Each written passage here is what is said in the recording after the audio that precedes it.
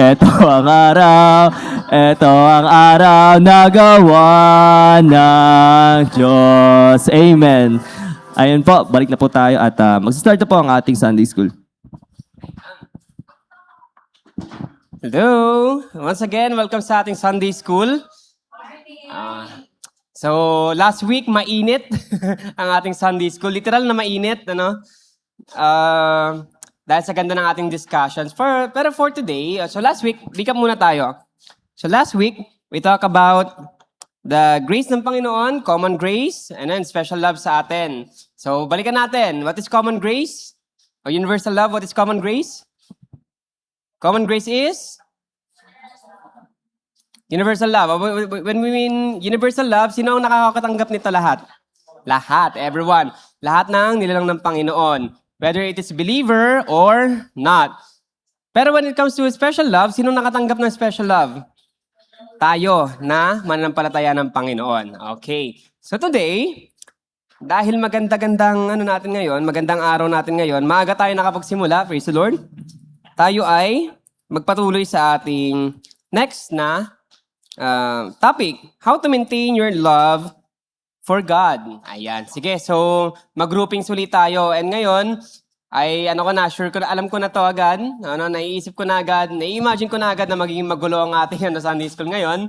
Yan, sige, dahil lang magkakasama sa grupo ay tatlo lang. Young people, young pros, and ilan bang young pros natin dito? Tatlo lang? Apat? O, sige. Apat? O, sige. Yung yung mga non-pros, dun pa rin kayo sa youth, non-pros. Non-pros man tawag sa mga internship pa, intern pa lang.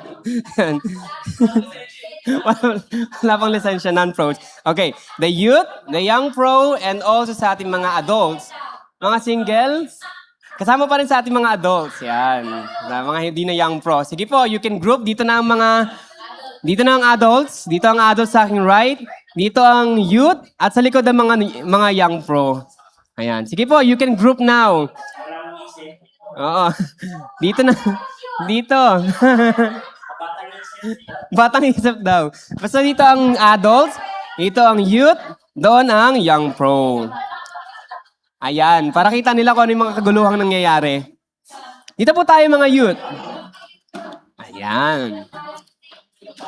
Kasi alam ko medyo magiging magulo, maingay, madugo. Ayan ah. Ayan, sige. O, diba? Ayan.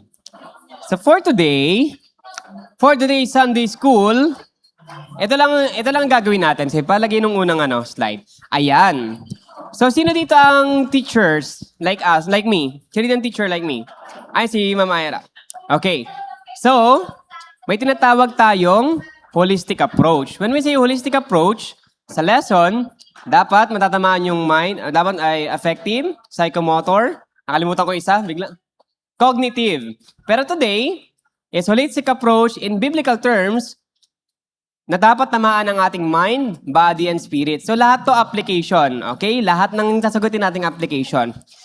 Okay, for 5 to 10 minutes, marami to. Discuss it to your group. Sige, mahaba pa lang 10 minutes, ano? Ilang minutes ba? 7 minutes? Okay, 7 minutes. In 7 minutes, may putal na dalawa. In 7 minutes, discuss it to your left and right. Left and right. How would you maintain your love to God with your mind, with your body, and with your spirit? Yan. How would you maintain your love sa Panginoon? With your mind. Dito ka sa akin, sama tayo. With your mind, with your body, and with your spirit. Okay? May tanong bago tayo mag-start? May tanong? Wala naman sige, kung walang yan na, sa taas na. Ready? In 7 minutes, ready, go! Your left and right.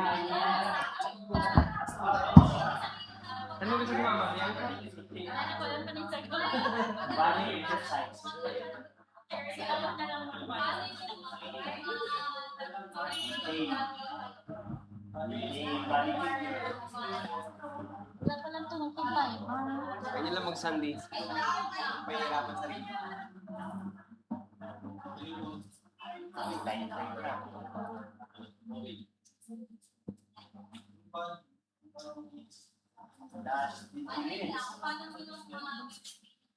Mabilis lang to.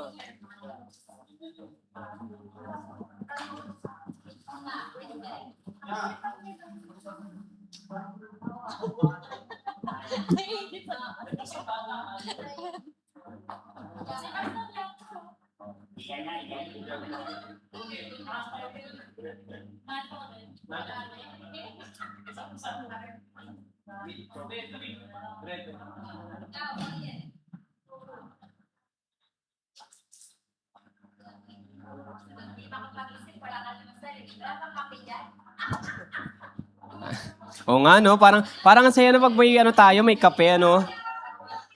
Sige, idulog natin yan. Idulog natin ang kape. Kape barako. Hindi kasi ako nagkakape. Pero kape barako na inom ako. Pero kape hindi. Yung tinitimpla, hindi. Meron naman mga coffee maker. Wala picture eh. Hirap na lang. Ay, kaya ano? Kaya ano? Kaya Kumayarap.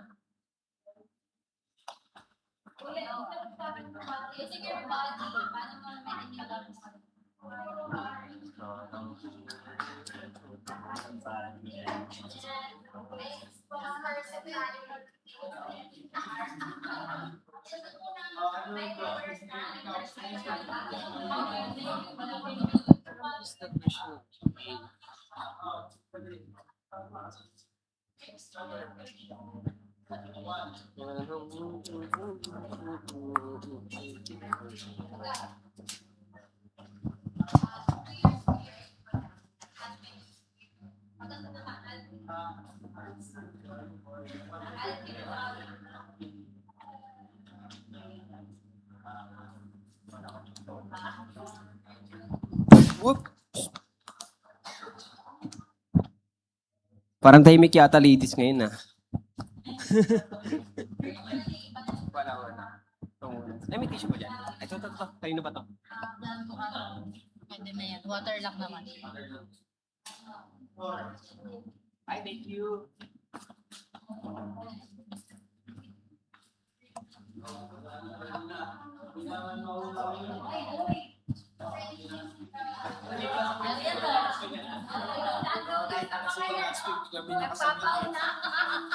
Lahat na yan, sasagutin namin. Praise. Okay na niya? 3 minutes pa. Sige, pagbigyan niya mga yan.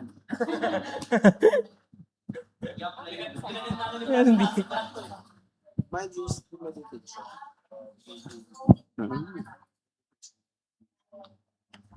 Word of God. If you meditate the word of God daily, you will know, and you will always be able how you should do. Kasi syempre, pag Last 3 minutes. babasa ng word of God, more active yung Parang basketball lang, ah. By the way, may basketball mamaya ang ang mga kabataan. Pwede kayo mag-invite. Invite nyo kahit sino pwede. May basketball fellowship po tayo mamaya. Okay, sige po. Mga next time, mga next month, volleyball tayo. Tentative time namin is alas 5. Alas 5. Pero pwede siyang mapaaga. Dito po sa court lang po dito. Sa pangunguna ni Brother Harriet. Di ako marunong mag-basketball eh. Last 2 minutes and 30 seconds. Parang tahimik ka nga doon. Naninibago ako, ah. Ang bilis. May isa pa ba tayong mic? Meron na. May nauna na. Sorry, Ate Glaze. May nauna.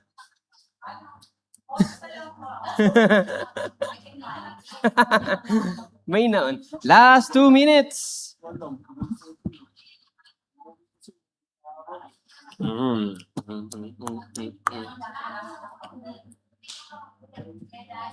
Tahimik ka nga. Naninibago ako.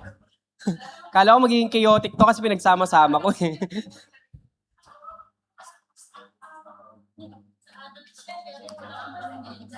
Oo nga, no? Pero ikaw lang palang men dito. Sa ano? Ikaw lang palang men.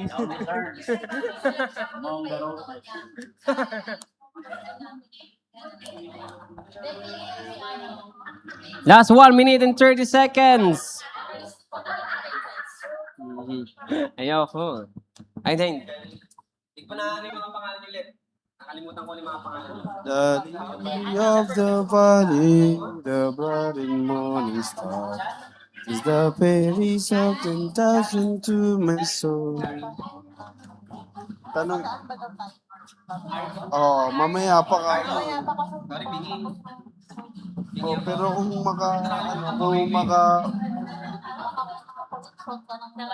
may, o kaya sila Noy, kamo palagay niyo rin sila Noy, papunta yung Second mo? lahat, kamo maghanap siya ng maraming kalaro. Sino?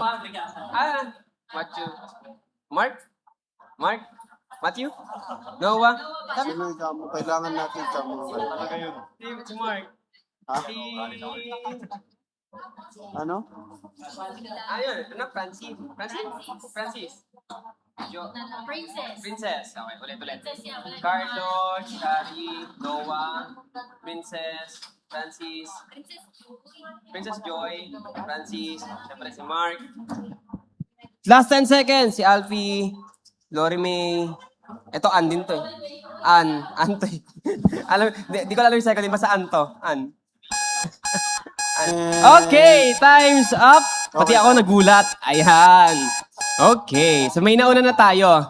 So sagutin lang Sorry, natin, how could we love, maintain our love sa Lahat na ba Panginoon sasagutin? using our, dahil nauna ang ating young pros, sasagutin nila how to maintain the love sa ating Panginoon with our mind. Yan, silang mind.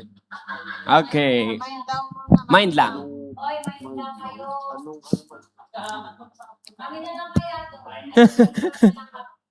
Number 2 ang Lahat na. adults. Sige. How we will maintain our love for the Lord using our mind. So, ang sagot namin is, syempre Christian kami. We always base on the Word of God. Sa Joshua 1 verse 8, it commands keeping the book of the law. Sorry. Keep this book of the law always on your lips. Meditate on it day and night, so that you may be careful to do everything written in it. Then you will prosperous and successful. Okay. So sabi diyan sa salita ng Diyos, 'di ba? Meditate the word of God day and night.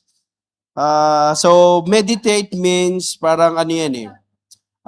You think of it, 'di ba? You focus on it, yung meditation, not relying alone on sa babasahin mo yung word of God, 'di ba? Kasama yung understanding, yung focusing on it, you're asking questions. Lord, bakit anong ibig sabihin nito? Ganito, ganyan. And then it will lead you to being on track sa gusto ng Panginoon, and syempre dapat doon tayo papunta. Yan. Now, sabi din ni Lord, di ba? If you love me, you will obey my commandments. So how would you obey the Lord without you knowing what the Lord wants you to do? So, ang sagot namin is meditating the Word of God day and night. Meron pa yan. Meron pang Psalms 1 to yan. May subpoint pa. Ano yan? Mga background na, mga supporting verse pa. But his delight is in the law of the Lord. And on his law, he meditates day and night. Psalms 1 verse 2. Parang meron pa nga eh. Pero baka maubos namin yung oras.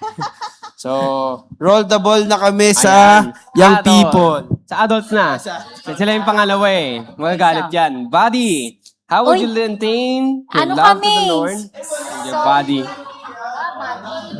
Body. Wala man soul, spirit lang. Mind, body, and spirit. Ano yung Matthew? Ayan, body.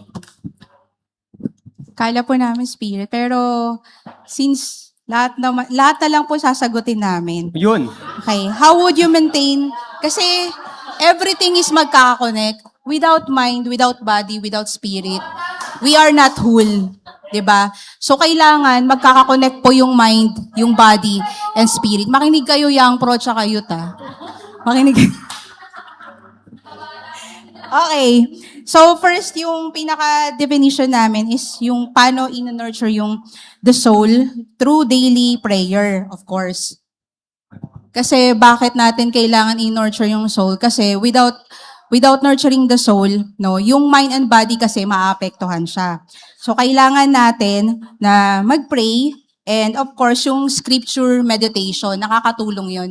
Kaya nga maraming nagkakaroon ng anxiety and depression kasi dati naman yung kasagsagan ng aming kabataan days ay wala pong mga anxiety.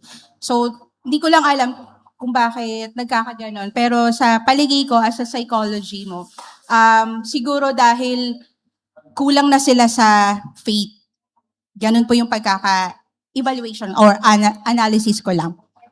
And then, of course, yung sa worship po. While treating the body as a temple through healing,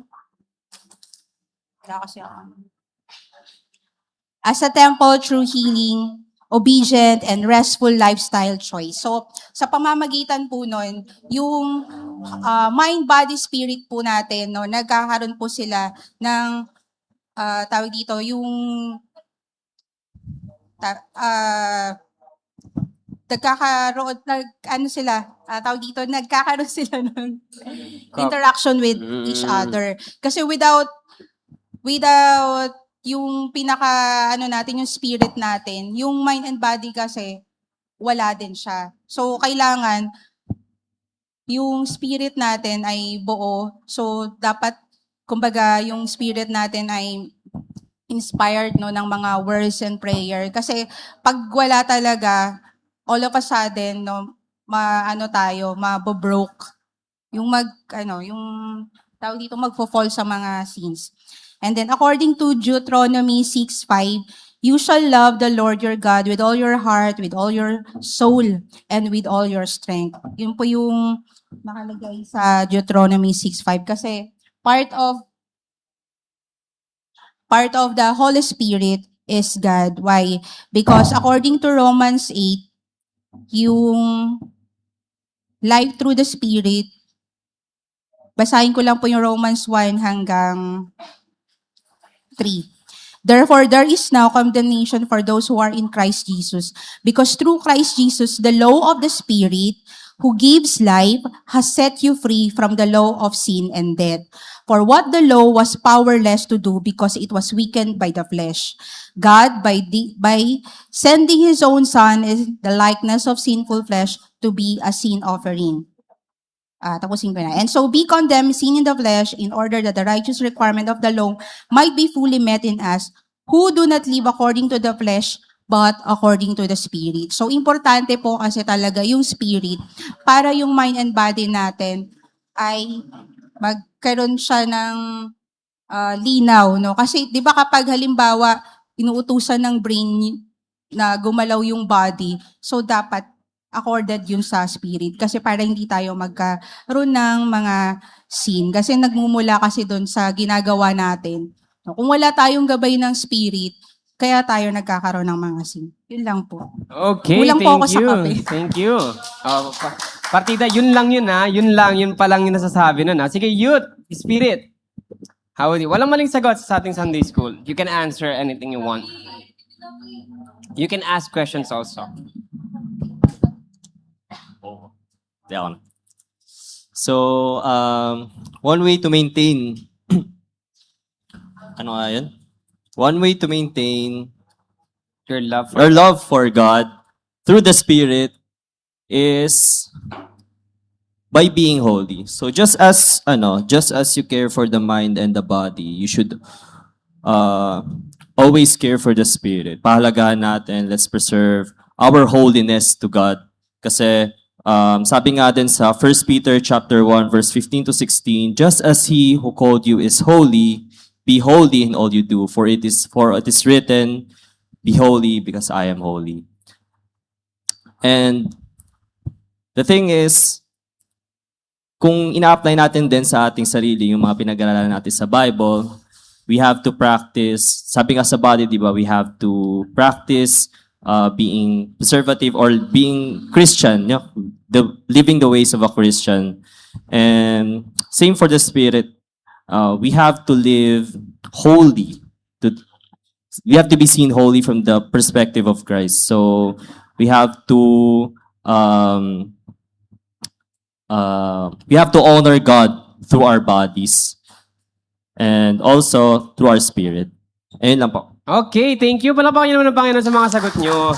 The way you interact with your people or your brethren is your mind is working, your body is working, and your spirit is working also.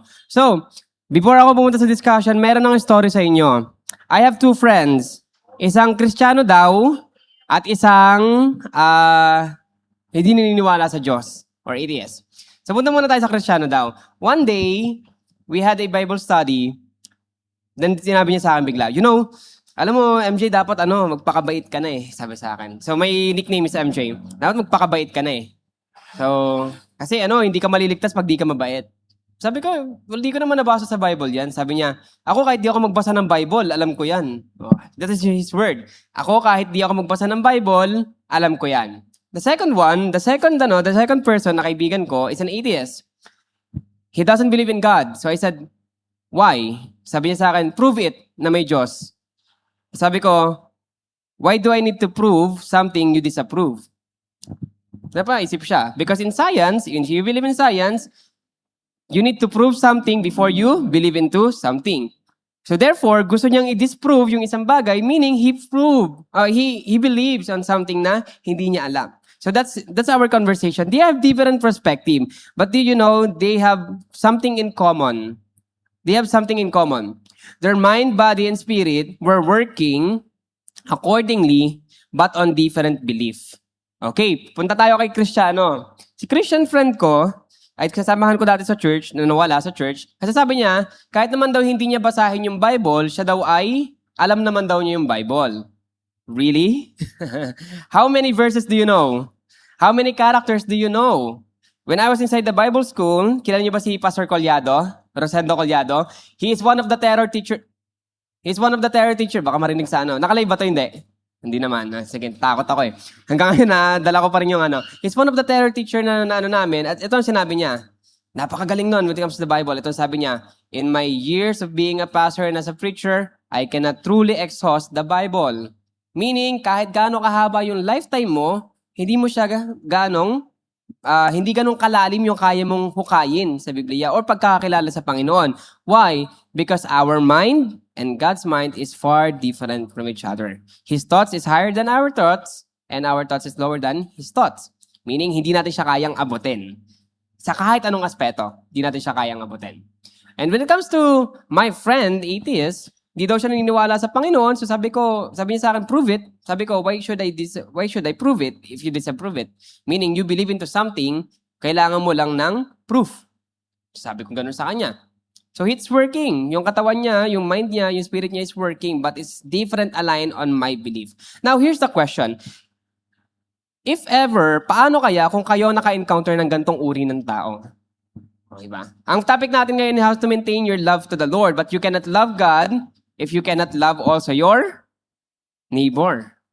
O kanina pinag-aralan natin yun kay Pastor na. Di ko na ma-discuss yung kay Pastor, pinag-aralan natin yun. But holistically, practically, paano kaya natin ipapakita yung pagmamahal natin sa Panginoon sa mga tao? Kasi we proclaim, we are Christian. Ang laki-laki ng natin dyan, First Baptist Christian Fellowship. Paano kaya natin mapapakita paglabas natin dyan na mahal natin ang Panginoon o na-maintain natin yung pagmamahal natin sa Panginoon? Paano kaya natin nagagawa yan? Sige, here's the answer. And tama po lahat ng sagot nyo kanina. And here's the answer. Sige, pindot lang.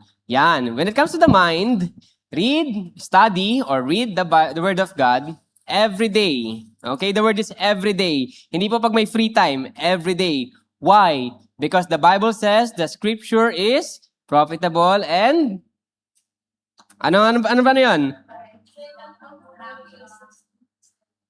Sige po. All scripture is given by the inspiration of God, and it is profitable for doctrine, for reproof, for correction of righteousness, that a work of that a man of God may be thoroughly, di ko na, Ano na si Ate Kleng? Bigyan ng award yan. Print tayo mamaya. Best in memory verse. Okay, so read or study the Word of God every day. Why? Because it is profitable and beneficiary to mankind. Napakadami natin tanong bilang tao. Napakadami nating faults bilang tao. Napakadami nating kasalanan bilang tao. Ngayon ang tanong, paano mo mailalapit? Paano ka makakalapit sa luksuhan ng Panginoon kung hindi mo naman siya kilala? That's why you need to study and read the Word of God every day. Hindi lang basta read, study. The word is study, meaning you analyze it. Hindi tayo katulad ng mga magbabanggit na ako ng sector. Hindi tayo katulad ng NCGI. Sino to? Yung leader nila? Soriano. Ma-share ko lang one day kasi meron akong dito nakuha ng dating daan. Ano mo, ba't lupa sa daan? Dating daan. Tapos ang dami sa akin sinabi talaga. Napakadami sa akin sinabi. So sabi ko sa kanya, do you think you're knowledgeable about God? Or you're knowledgeable about God? Sabi niya, yes. How about Soriano? Sabi niya, yes, absolutely. So one day, binalikan ko siya. And then sabi ko sa kanya, kung alis ka ng church, it's okay. It's okay para sa akin. Pero I want you to listen to this. Mataas bang stand mo when it comes to the Bible? Sabi niya, yes, Pastor. Mataas ang stand mo when it comes to the Bible. Paano pag hindi ka sa yung magulang mo, faith po? Ano ka ba? Sasabihin mo ba na dapat ipakasal kita? Yes, Pastor. Truly? Convicted ka? Yes, Pastor. Bakit? Kasi ito sabi sa Bible. And here's what things go wrong. Pinanood ko sa kanya isang statement ni Soriano, habang siya ay nag-pre-preach, at ang sabi niya, kahit naman daw hindi kasalang isang tao, ang magkasama, basta sila daw ay nagkaroon ng kasunduan, sila daw ay kasal na sa pantan ng Diyos. Ngunit mali. Anong sabi sa Biblia sa Genesis chapter 2? Kaya iniwan ng balaki ang kanyang magulang upang maging isa sa babae. Sa tingin nyo, ng panahon na yun, sa tingin nyo ginagawa ni God? He is merging the man and the woman. And they are giving the task to each other. Kinakasal niya si Eva at si Adan. Hindi kailangan ng seremonya, pero kailangan ng pag-iisang dibdib. Hindi po basta seremonya pag-iisang dibdib. Ang pag-iisang dibdib po ay isang covenant. Covenant yan. Hindi siya basta seremonya. Hindi mahalaga kung sa kasalang bayan ka kinasal, sa huwes, ang mahalaga may covenant kayo. So, nung sinabi ko yung sa youth ko na yun, bigla siya natauhan. And after a week, bumalik siya sa church. Ay sabi ko, you must study the Word of God. Ito pa, meron pa nagsabi. Kaya ang dami niloloko ni Tibuloy Kapag daw nagbigay ka ng pera, times niya daw yung babalik sa'yo. Yung pangako niya, Awang ko ba? Ba't ang dami niloloko na gano'n? Hindi ko gano'n nasabi ng Bible. Ang sabi ng Bible, give what your heart. Ang sabi sa 1 Corinthians, kanina natin, God loves the joyful giver. Yung blessing po na binabanggit doon, hindi po financial. It is something that money cannot buy. It is the joy, happiness, and grace. Love, yun pa. So on and so forth. So mind, study with the Word of God. Okay, body, ito, maganda to. Practice Christian living. Hindi lang po Sunday ang Christian living, Hindi lang Saturday. Every day po ang Christian living. Ngayon, tanungin mo, Pastor, ikaw, how do you practice Christian living? To be honest, I failed. I failed to live Christian living. Sa paanong paraan? Mainitin po ang ulo ko. Ako po ay, mabilis po akong, hindi naman tantrums yan. Mabilis ako mag-burst out. Kaya hanggat maaari, hindi ako nagagalit. Pero, how do I live my Christian living? Sa totoo lang, I fail. Sa umaga lang po, mostly umaga ko lang na-practice Christian living ko. When I'm doing my devotion, pagbaba ko, baka marinig niya ako. Pagbaba ako, may nakaharang na e-bike, di ko matanggal yung motor ko. Late na ako sa trabaho. Alam niyo yun? Ang hirap. Baka kapitbahay kasi natin. Ang hirap i-practice ang Christian living. But the Lord says, practice Christian living. Ano yung binasa kanina ni Brother Harriet? Sa Joshua? Ano yung binasa niya kanina? Sabi doon? practice. The word is practice. Okay? Practice Christian living. And when it comes to Holy Spirit naman, be holy. Pastor, ang hirap na nga nung study the Word of God, ang hirap na nung practice Christian living, mas mahirap naman yung be holy. But this is the requirement ng Panginoon. Ito yung requirement ng Panginoon. But hear me out, ganito kagaling yan, ganito kaganda yan. Ang hirap mag-study. Sino nakapagbasa ng Bible everyday? Sino nakapag-practice ng Christian living everyday? Yung walang mintes. Sino naging holy everyday? Imagine, that was the requirement ng Panginoon. Requirement yan ng Panginoon. But hear this out.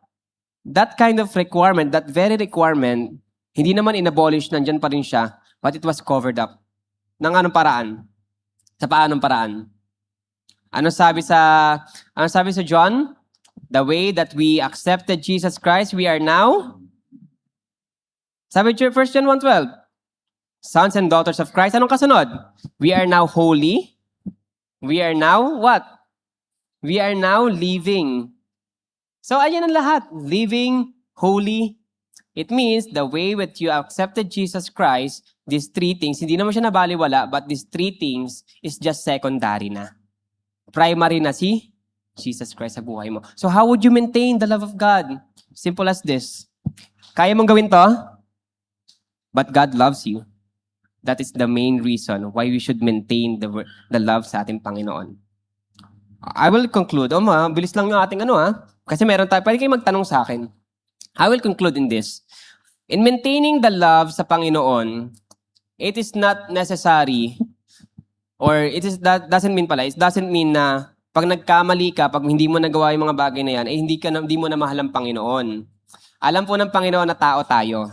Alam ng Panginoon na nagkakasala tayo. Alam ng Panginoon na tayo ay fragile. Diba? Kaya nga ginawa niya lahat ng paraan to reach us out. So ano lang ang role natin dito? Ang role na lang natin dito is the moment that you realize, the word is realize, that you are not practicing these three, it is the moment that you should step forward pabalik sa Panginoon. That's how would you maintain your love sa Panginoon. Kasi hindi mo kayang gawin to eh. Ako, di ko kayang gawin to. Yung read, study of word na lang ng Panginoon, hindi ko na kayang gawin yan. To be honest, sa loob ng isang linggo, I'll gonna be honest with you, sa loob ng isang linggo, 3 beses lang po ako nakapagbasa ng Bible ngayong week. Kasi busy ako sa school.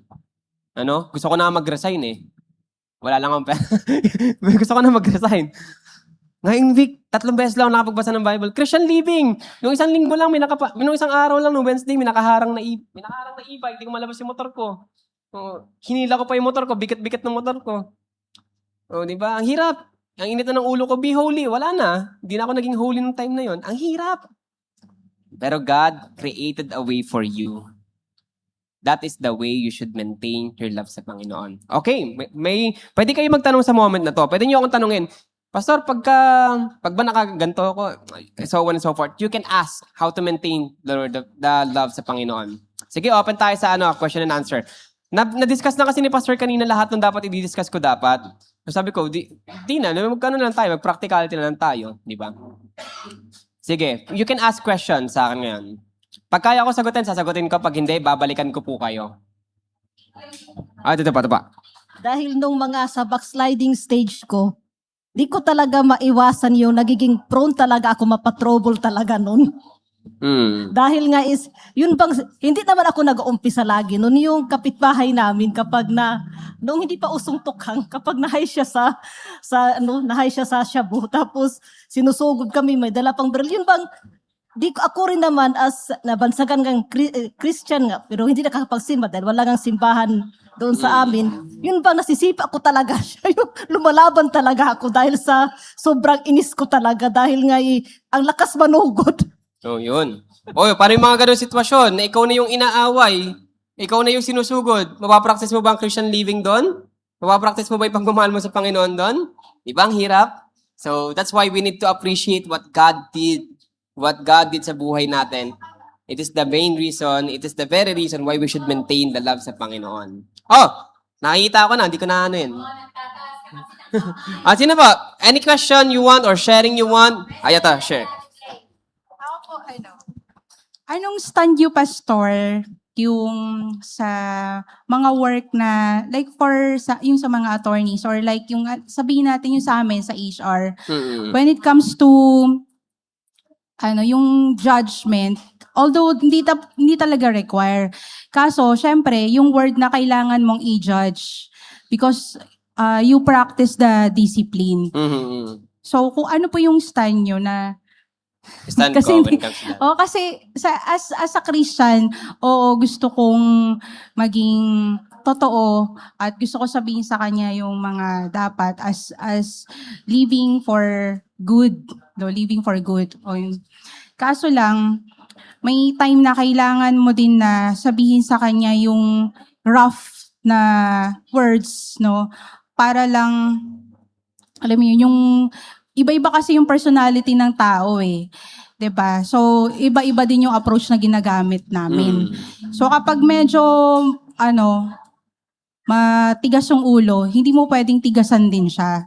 So, parang ganun yung approach. Pero, yun nga yung sinasabi na, ano po yung natin doon. So, Paano mo papakita Christian living? kapag kasi nandun ka sa, nagja-judge ka although hindi ka naman talaga, pero nahahati siya. Ganun. Okay, good question po. So, it is na, wait lang wala siyang pinagkaiba. It's nothing different about police, sundalo. Natanong sa akin yan dati, Pastor, allowed ba pumatay ang sundalong Kristiyano?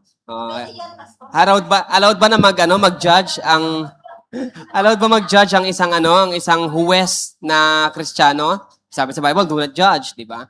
Allowed ba, pastor, na magsisante ang isang boss na Kristiyano? Madalas na tanong sa akin. And then here's my answer. What does the Bible says? The Bible says, work, okay? Gampanan. The word there is work. Gampanan ang iyong tungkulin. Okay? Gampanan ang iyong tungkulin. So, paano mo siya gagawin? I have two accounts here. First is David. So, David is a warrior. David is a king. David also fall. Pero paano ba niya sinik ang Panginoon sa kanyang trabaho? Sa kanyang trabaho bilang isang By the way, meron kami sa youth na theology of work. Madadaanan natin to. Theology of work. Sasabi dito, paano ba niya dinala ang Panginoon sa kanyang trabaho bilang isang warrior, bilang isang hari, at bilang isang tagapamuno. Sabi dito, he lead the people by following God. By the book, nang sinusunod nila nun, which is the law, ganun niya uri pinamunuan ng kanyang tauhan, ngunit siya ay sumusunod sa Panginoon, connecting to God personally. Okay? Connecting to God personally. Second account, Solomon. Solomon asked for wisdom sa Panginoon.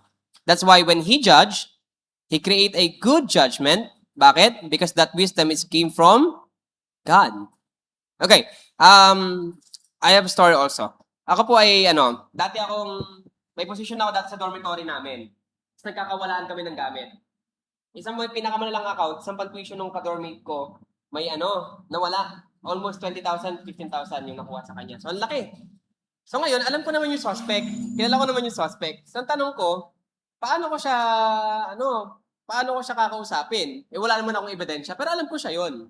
So, pumunta ako sa teacher ko, sa guidance office namin. Ma'am, paano ko kaya siya kakausapin ko kumprontahin? Sabi niya sa akin, did you seek for God's wisdom? Did you pray for that person? Diba? Do you move with that person? Well, I didn't do that. Then the guidance counselor said, pray for that person first, pray together, confront him, and do your work. Sabi niya sa akin. So magandang tanong niya, Ate Glaze. How do you work on that? Ask the Lord. Kasi kung ako yung tatanungin mo, si Sante na yan. Late na lagi, si Sante na yan. Di ba? Memo na agad yan, 5. Oo. Pag-pray mo muna siya sa Panginoon. Pag-pray mo muna siya sa Panginoon.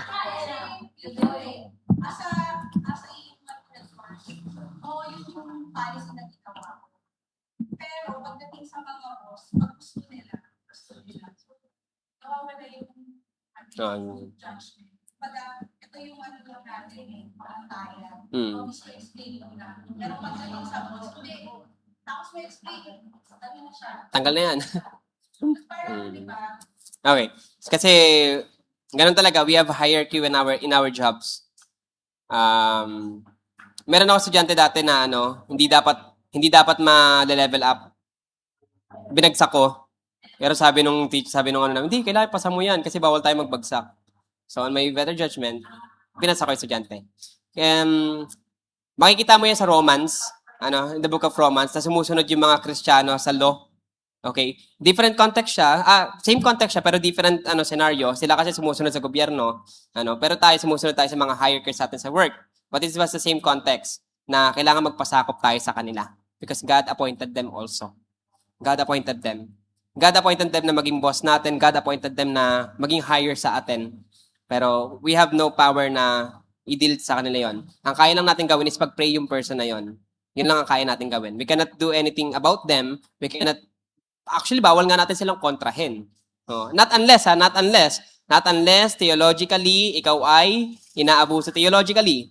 Pero physically, sinasaktan ka, mentally, emotionally, but not theologically. Okay? We can endure any kind of persecution, pero when it comes to theologically, ikaw ay dinadong theologically, kailangan maging ganito ka, kailangan maging Muslim ka, maging ganito ka, maging iglesia ka, you can go out on that, in that very specification, in that very corporate, pwede ka nang umalis doon.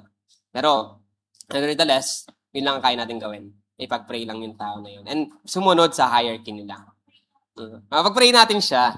Sige. Any question pa when it comes to our topic? How to maintain. Mamaya ako naman magtatanong. Last na to eh. At sasagutin nyo to sa inyong mga katabi. Youth daw. Sige, pwede kayo magtanong sa akin. Ang youth ay maraming tanong sa buhay. Maraming tanong sa buhay. Kasama ba sa Christian living ang pagpili ng iyong makakapareho? Oo naman. Oo naman. Kasama ba sa Christian living ang hindi pagsagot sa magulang? Young pros. Baka may tanong kayo, young pros. May...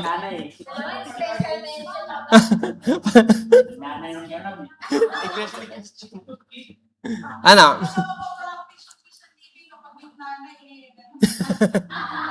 Okay. Magandang katanong yan. Christian living. Sige, sagutin ko kahit kalokohan tanong. Alam niyo ba yung nanay ko, missionary po yung nanay ko, ng kulto. Okay? Kung kilala niyo Unification Church, si Sang Myung Moon, naniniwala sila na si Jesus daw ay failed Messiah. Wow. At si Sang Myung Moon daw ang true Messiah, at ang Korea daw ang New Jerusalem. Paniniwala nila yon. Tapos yung anak niya, mas loko. Nagtayo ng bagong religion sa USA, ang sinasamba nila baril. I-search nyo sila sa Sang Myung Moon, Unification Church, on your Google. Yung mama ko ay missionary nun. Makikilala nyo sila agad, sila yung nagmamas wedding ng mga Koreano at Pilipino. Koreano at Pilipino. Sila yon yung nagmamas wedding, nagkakasal ng 200, 300. And this is our conversation. 2013 po, nung umuwi ako ng Pilipinas, dapat magre-renew lang ako ng aking visa, staying visa there, kasi ako po ay citizen sa Korea, hindi na po ako bumalik. Mas masaya pala sa Pilipinas eh. Masarap ang isaw dito, masarap ang kwek-kwek dito. Walang kwek-kwek doon. Yung kwek-kwek doon, gulay. Yan. So, pagbalik ko, galit na galit yung nanay ko. 2016, nag-away kami. Hindi pa ako Kristiyano noon 2016, nag-away kami. Pumunta siyang Pilipinas, sagutan kami. And so on and so forth. 2018, nakakilala ako sa Panginoon. Bumalik uli siya to convince me bumalik sa Korea. Pero ito yung tanong ko. Hindi ko maiwan yung church. Kasi yung church namin. Sabi ng nanay ko, may church din naman tayo doon. Oo, yung tunay na church. Oy, sounds familiar. Tunay na church. Doon ka na lang. Pag-aaralin kita, ano bang gusto mong kurso? Gusto ko maging astronaut. Posible yan doon.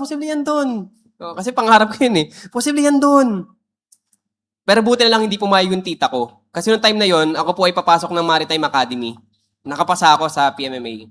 Sabi ng tita ko, hindi na, patapusin mo na muna ng college yan bago pupunta doon. Nakakilala nga ako sa Panginoon. Nung bumalik siya, 2020, pandemic days, pumasok po ako ng seminary. Alam ko yung gawain ng nanay ko, no? Alam mo, sabi ng nanay ko sa akin, pag hindi ka sumama sa akin, hindi na kita anak. Okay. Pero actually, binibiro ko lang siya. Actually, masakit sa akin yung sinabi niya. Marami siya sinabi sa akin masasakit. Ang nasabi ko lang, okay. Okay lang, okay. Yung nanay ko po ay abusive sa akin. Nananakit siya physically, mentally, emotionally. Kaya hindi po ako bumalik ng Korea. That's the context. So, inside the seminary, iniiyak ko yun. Habang nasa loob ng seminary, iniiyak ko yun. Kasi yung nanay ko, alam ko, pag di siya umalis dyan, for sure, alam ko saan siya pupunta. Alam natin lahat saan siya pupunta. Tapos cool siya eh, cool. Cool to. Grabe yung ano namin, grabe yung usapan namin. But you know, last year, December, nagkaroon kami ng conversation. And I told her, Ma, pupunta kami ng Korea ni Chen. Ipapakilala kasi si Chen. Alam mo sabi niya? What do you need? Kailangan mo ba ng invitation? Si Chen lang, kasi ako may passport pa ako doon. Si Chen, kailangan namin ng accommodation and etc. Sige, pumunta kayo doon. Gusto ko makilala yung girlfriend mo. Tapos na yung ano namin. Why? What did I do? I prayed for her. Hindi ko siya kayang baliin. I prayed for her. Matapang yung nanay ko. Matali yung nanay ko. Batang UP yung nanay ko. Matalino yung nanay ko. Super talino. Tapos yung anak niya ito. Hindi ko kayang baliin yung nanay ko. So, paano yun? Yung nanay mo, ganun yung ano? Mahirap mahalin yung nanay mo. Paano mapapakita yung pagmamahal mo sa Panginoon? Pray for her. The moment that you pray for them is the moment that you gave your love for them. Because there's no powerful thing here in this world rather than prayer. Prayer is the most powerful thing. Mag-pray. Mag-pray nyo daw. Yeah, that's right. Good question. Another question. Last two, bago tayo mag-end. Ayun na. Asan yung mic?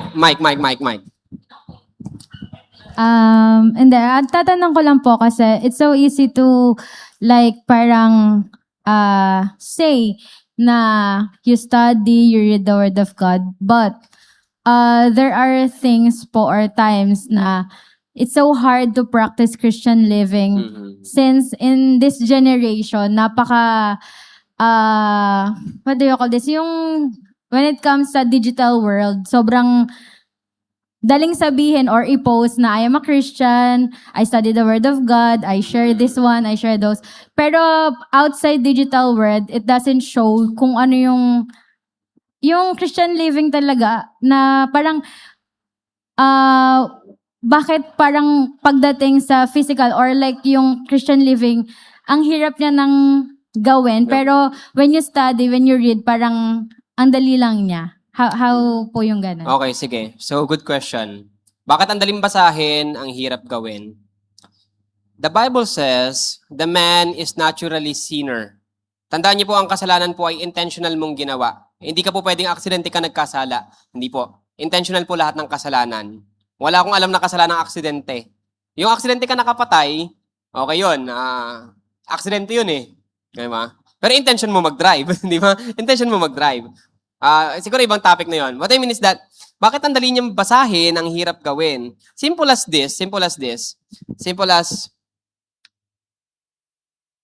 anong course mo? IT. Nung nabasa mo yung coding the first time, do you know how to code? Agad? No. Another work, psychologist, iba pang uri ng trabaho. Si Hubert Liaison. Nung nakita mo yung procedure ng pagiging liaison, kinabukasan, okay ka na sa trabaho mo? Ikaw, ang trabaho mo? Wala. Accounting. Nung natuto ka mag-compute, bukas accountant ka na ba? Hindi. This is the main answer. It requires practice. Practice. The practice of reading the Word of God and the practice of living to it. Hindi po madali mag-practice. I've been a drug user for 7 years. 8 years, I think. 8-9 years. Kung di pa nanalo si Duterte, di ako magbabago. Oo. Natokhang po kami. Oo, natokhang kami. Oo.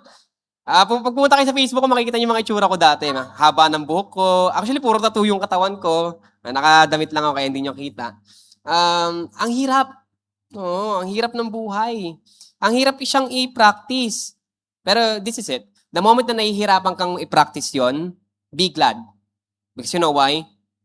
Because you are stepping on it and you are working on it and God is providing you to go through it. The moment na hindi ka nahihirapan, magtanong ka na. Kasi the devil only works against the children of God. Kaya pinahihirapan tayo ng demonyo kasi hindi tayo kasama niya. Tatanong ka, bakit naman yung mga tao sa labas, di naman ganito yung buhay? Bakit kami lagi namang nasimba? Kasi gumagalaw yung kaaway sa loob ng church. Yung mga simbahan, mga tao nasa simbahan, hindi yung mga nasa labas. Kasi yung mga nasa labas, kanya na yan. Oo, kanya na yung mga makasalaan ng tao. Lahat tayo, kanya na yung mga hindi naniniwala sa Panginoon. Pero tayo, dahil tayo papalapit sa Panginoon, hinihila niya tayo. Kaya ang hirap. Ang hirap. Ang hirap i-practice ng Christian living. Ang hirap. pero ito yan. Ito tip ko, ginawa ko to. If there's one thing na hindi nyo kayang, general ko na lang, na hindi mo kayang iwasan na kasalanan, if there's one thing na hindi mo kayang iwasan kasalanan, ano ba yung mga common? Pag-iinom, kumari, paglalasing, hindi naman masama mag-inom eh. Paglalasing, hindi mo maiwasan maglasing. Ito ang tip ko number 1. Lumipat ka ng lugar. Wag mong samahan yung mga kaibigan mong yun. Hindi ko po maiwasang ito medyo sensitive to, nagtrabaho kasi ako sa teacher. Sir, di ko maiwasang mangopya. Hindi ko maiwasang di mangopya. Ano mong ginawa ko? Pag nag-exam ko mag-isa sa faculty, sige, sino kokopyahan mo? Ako? Sige na, exam ka. Ganun lang. Find the root. Find the root. Kung meron kang hindi maiwasan. Study the word of God. Parang find the root. Tama. Find the root. Find the root about it. Alam ko mahirap talaga yan. It would take years or even centuries kung but go through it. The moment that you step on it, yun na yun. Yun na yung kailangan ng Panginoon. Yung willingness mo lang yung kailangan ng Panginoon. Hindi mo kailangan na maging good ka doon or perfect ka doon that moment. Kailangan lang ng Panginoon yung heart mo. Willingness mo. Last question bago ako mag-end. Bago tayo mag-pray and offer to our prayer. Baka may pasabog kayong tanong dyan. Pag di ko kaya sagutin, next week ko nasasagutin ha. Na obey the rules that, yung mga nasa kataasan. Pero, kasalanan rin ang makapatay, ang pumatay. Sa background ko kasi sa kamag-anak ko, merong police, tapos meron ring sundalo, isa na doon ang si kuya ko. Normal naman yun sa mga sundalo na pumatay dahil hinagisan nga ng granada or dahil sa terorista pinapatay nila, hindi naman yung mga inosente. Nagkasala rin ba sila na inano nila yung mga kalaban ng bayan? Okay. Yung hinagisan nila ng granada kaya namatay? Magandang question yan. Nagkasala din ba sila pag pinatay nila yung Tandaan natin na lahat po ng kasalanan ay pantay-pantay lang. Makapatay man siya o hindi, makasalanan pa rin naman siya. Okay? That's the answer. Ngayon, napatay ko yun. Napatay ko yung terorista, yung kalaban ng bayan. Ako ba'y nagkasala na? Well, di mo pa naman nagagawa yun, makasalanan ka na eh. Diba? Hindi naman bibilangin ng Panginoon yan kung ilan yung ginawa mong kasalanan. Ang titingnan lang niya, makasalanan ka ba o banal ka? Yun lang titingnan ng Panginoon. But this is it. Kasalanan ba yun? Yes, kasalanan siya, pero it doesn't even matter na kasalanan. Kasi bago pa mangyari yun, ang dami mo ng kasalanan. Hindi ka naman banal. Ang gawin mo lang, ito lang ang magagawa natin. Sharean mo yung, kung hindi pa sila Christian, sharean mo yung mga kaibigan. Christian na, okay na, nakakilala na pa sila ngayon. Wala nang problema yan. Wala nang problema yan. Yes, kasama rin sa duty yun. Pero bago pa naman kasi nila gawin yun, makasalanan na rin naman kasi sila. Hindi naman nagbibilang ang Panginoon hindi naman siya nagbabakod ng kasalanan eh. Ang tanong lang dyan is, holy ka ba o sinner ka? Believer ka ba or you rejected the word of God? Yun lang yung titingnan ng Panginoon. Hindi niya titingnan kung ilan yung kasalanan mo. Last na. Sige.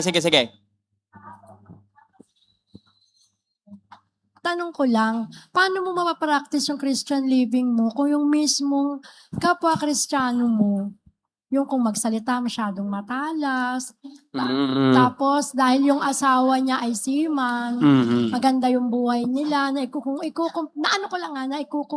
sa isang renter siya, pero talagang napakatalas niya magsalita. Pero pareho kayong Kristiyano. Walang maririnig sa bibig niya, puro word of God. Tapos talagang as in, ang sinasabi niya lagi na, itong namin to, na-achieve namin na to, binigay ng Lord to sa amin. By God's grace. Tama naman.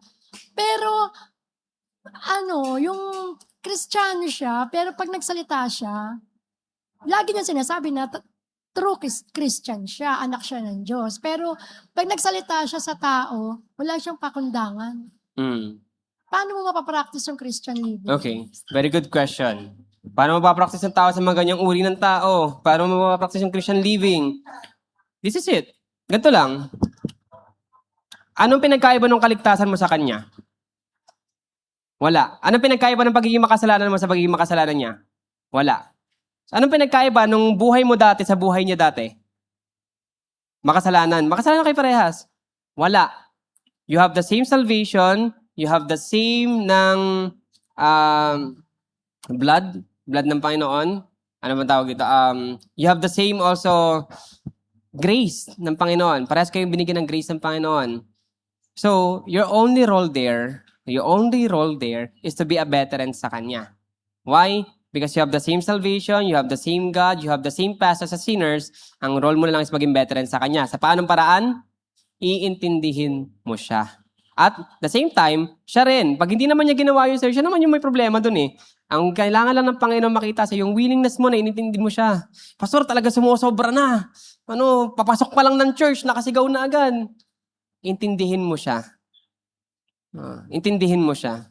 Pastor, madaling araw, tawag ng tawag, makikipagkwentuhan lang, intindihin mo siya. Intindihin mo siya. Kausapin mo siya. Or kung talagang hindi, kung hindi mo na kayang tiisin, sabihin mo sa kanya, confrontly, alam mo sis, mahal kita sa Panginoon, pero alam mo, minsan nasasaktan ako sa sinasabi mo. Or kuya, sabihin mo sa kanya. Kasi baka hindi rin naman niya alam, di ba?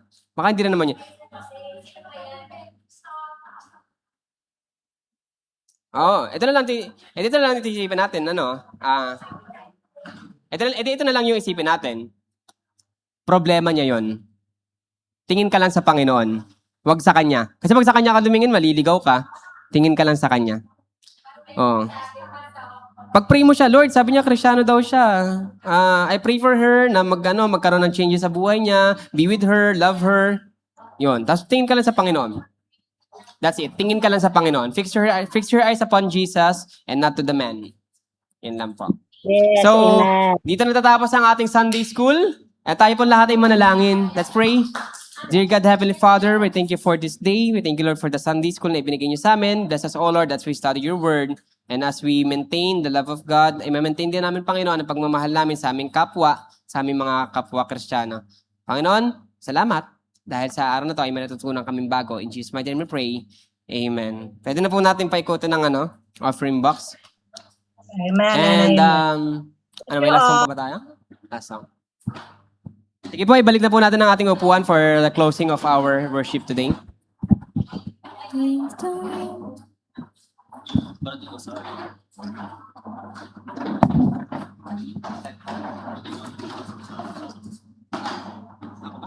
God bless everyone.